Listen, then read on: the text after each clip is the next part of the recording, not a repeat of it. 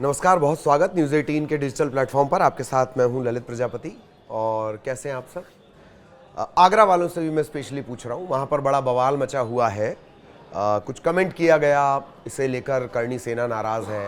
हालांकि अलग अलग जगहों पर भी और प्रदर्शन किया जा रहा है। प्रदर्शन के बारे में भी हम आपको बताएंगे। कुछ जगह तो करणी सेना बुलडोजर लेकर पहुंच गई थी। खैर, ये सारा विवाद शुरू होता है महाराणा सांगा से। और कुमार विश्वास आप जानते हैं, कवि हैं, और भी बहुत सारी चीज़ें हैं उनकी, लेकिन उन्होंने बड़ी त्वरित एक कविता लिखी है। पहले उससे हम जरा शुरुआत करते हैं, बड़ी अच्छी है। हो सकता है वीर रस का एहसास आपको ना हो, शब्दों का चयन देखिए। और वीर रस की ये कविता मुझे जान पड़ती है, पहले वो सुन लीजिए। जुगनू की कुछ औलादों ने सूरज पर प्रश्न उठाए हैं, शेरों की मांदों के आगे कुछ ग्राम सिंह चिल्लाए हैं। मेवाड़ वंश कुल कीर्ति कोश जिनके होने से दीपित है, उन राणा सांगा के घावों पर कुछ भुनगे मंडराए हैं। भुनगे समझते हैं आप? जख्म हो जाता है कभी कभी, ऐसे एक छोटा सा कीड़े जैसा भुनभुनाता है, भुनगे। उनसे कह दो अब देश शौर्य की मुट्ठी खूब तानता है, उनसे कह दो ये देश महाराणा की ज्योति जानता है। इतिहास तुम्हारी सरकारों का बंधक नहीं रहेगा अब, उनसे कह दो ये देश लुटेरों को अब नहीं मानता है। उनसे कह दो ये देश ऋणी है ऐसे पुण्य प्रवाहों का, ये देश ऋणी है वीर शिवा के परम प्रतापी छावों का। उनसे कह दो राजनीति का गुणा भाग रखें, गुणा भाग घर में रखें, ये देश ऋणी है महाराणा सांगा के 80 घावों का। ये जो 80 घाव हैं, ये उनकी पूरी जीवनी का बहुत दिलचस्प एक हिस्सा है। खैर, खबर क्या है? राणा सांगा पर दिए बयान के बाद समाजवादी पार्टी के राज्यसभा सांसद रामजी लाल सुमन पर करणी सेना का गुस्सा फूट पड़ा। ऐसा नहीं है कि सिर्फ करणी सेना, और भी जगहों पर प्रदर्शन चल रहे हैं, अलग अलग तरीके से चल रहे हैं। बुरहानपुर में तो ये तक कहा गया, मध्य प्रदेश के बुरहानपुर में, आगरा में तो खैर बवाल हुआ ही है, मध्य प्रदेश के बुरहानपुर में कहा गया कि इनकी सांसदी जानी चाहिए। राज्यसभा उच्च सदन, जहां माना जाता है कि बौद्धिक लोग बैठते हैं, उच्च सदन में जो सुमन है वो है। करणी सेना के कार्यकर्ताओं ने यूपी के आगरा में रामजीलाल सुमन के आवास पर बवाल काट दिया। इस दौरान पुलिस से तीखी बहस भी हो गई, भिड़ंत हो गई। एक इंस्पेक्टर घायल हैं, करणी सेना के लोग भी घायल हुए हैं। सांसद रामजीलाल सुमन के बयान से आक्रोशित करणी सेना के हजारों कार्यकर्ता दोपहर को उनके आवास के बाहर इकट्ठा हो गए। इस दौरान भारी फोर्स भी तैनात थी। भीड़ ने सांसद के आवास में घुसने तक की कोशिश की तो उनकी पुलिस से भी बहस हुई। देखते ही देखते ये जो बहस है ये झड़प में बदल गई और इसके बाद पुलिस ने लाठीचार्ज किया। इसके बाद अफरा तफरी मच गई और उनके घर घुसने की कोशिश हो रही थी। खबर ये भी कि करणी सेना के कुछ जो कार्यकर्ता हैं वो तो बुलडोजर लेकर पहुंच गए थे कि बिल्कुल घर तोड़ डालेंगे। उनके घर के गेट को तोड़ने की भी कोशिश हुई है। मसला ये पूरा शुरू होता है, सपा के जो सांसद हैं, समाजवादी पार्टी के कोटे से राज्यसभा के सांसद हैं रामजीलाल सुमन, उनका एक कथित वीडियो सामने आया। इसमें वो ये कहते सुने जा रहे हैं कि राणा सांगा एक गद्दार थे। ये जो शब्द है ये बहुत अखर गया और इब्राहिम लोदी को हराने के लिए राणा सांगा ही बाबर को भारत लाए थे। यह कोई मंत्री इस सब चीजों का प्रतिवाद नहीं करता। यह नहीं कहता कि इस प्रकार की जो भाषा बोलते हैं उनसे हमारा कोई संबंध नहीं है।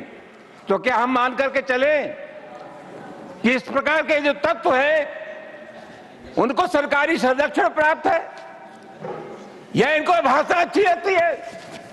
सभापति महोदय, बार बार कहा जाता है और अभी कहा गया कि जो लोग होली में के त्योहार पर होली नहीं खेलना चाहते, और जैसा मैंने कहा जिनको रंग पसंद नहीं है वो हिंदुस्तान छोड़ दें।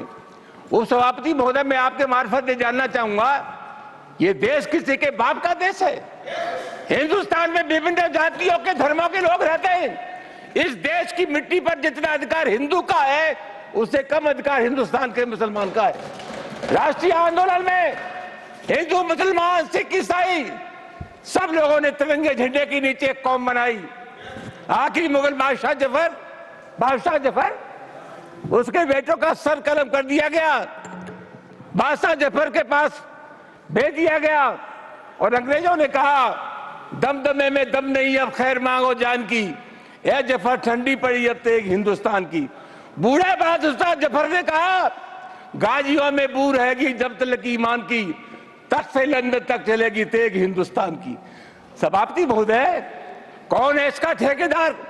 हर बात में एक तो बीजेपी के लोगों का तकिया कलाम हो गया है सभापति महोदय कि मुसलमान, इनमें बाबर का डीएनए है। उप सभापति महोदय, मैं जानना चाहूंगा कि बाबर का डीएनए मुसलमान में है, हिंदुस्तान का मुसलमान तो बाबर को अपना आदर्श मानता नहीं है, वो तो मोहम्मद साहब को अपना आदर्श मानता है, सूफी संतों की परंपरा को अपना आदर्श मानता है।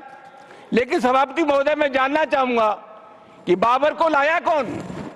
बाबर को इब्राहिम लोदी को हराने के लिए राणा सांगा लाया था। तो मुसलमान तो बाबर की औलाद हैं और तुम गद्दार राणा सांगा की औलाद हो, ये हिंदुस्तान में तय हो जाना चाहिए। अगर बाबर की तो आलोचना करते हैं, राणा सांगा की आलोचना नहीं करते।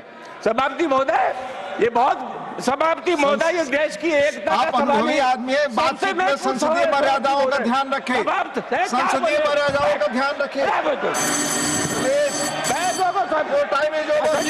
ये उन्होंने कहा होगा, उनके इतिहास ज्ञान को अभी छोड़ देते हैं। अब थोड़ा राणा सांगा को भी जान लीजिए, जिन्होंने 100 लड़ाइयाँ लड़ी। ये इतिहासकार दावा करते हैं, अलग अलग इतिहासकार अलग अलग दावे।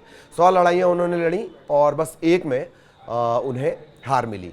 ये इस तरह का इतिहास आपको देखने को मिलेगा। लड़ाइयों के दौरान उन्होंने अपनी कलाई भी खो दी और उनके पैरों में लकवा मार गया। सांगा ने दिल्ली, मालवा और गुजरात के सुल्तानों के साथ 18 भीषण युद्ध लड़े।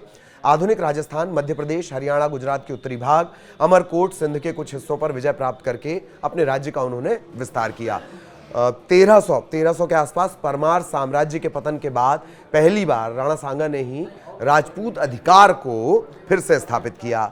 जजिया कर आपने सुना होगा, जो लगाया गया था मुगल शासन में, उसे भी उन्होंने समाप्त कर दिया। मुस्लिम शासकों ने हिंदुओं पर यह लागू किया था। उसके और फैक्टर है, उस पर कभी बाद में करेंगे। उत्तरी भारत के अंतिम स्वायत्त हिंदू राजा थे जिन्होंने बड़े क्षेत्र पर नियंत्रण किया। उन्हें कुछ समकालीन साहित्य में हिंदू सम्राट के रूप में भी संदर्भित किया गया है। अगर आप राजस्थान के गौरवशाली इतिहास को पढ़ेंगे तो राणा सांगा का नाम स्वर्ण अक्षरों में अंकित है। उनके युद्ध में जो 80 घाव लगने की गौरव गाथा है, वो बड़े सम्मान के साथ गाई जाती है।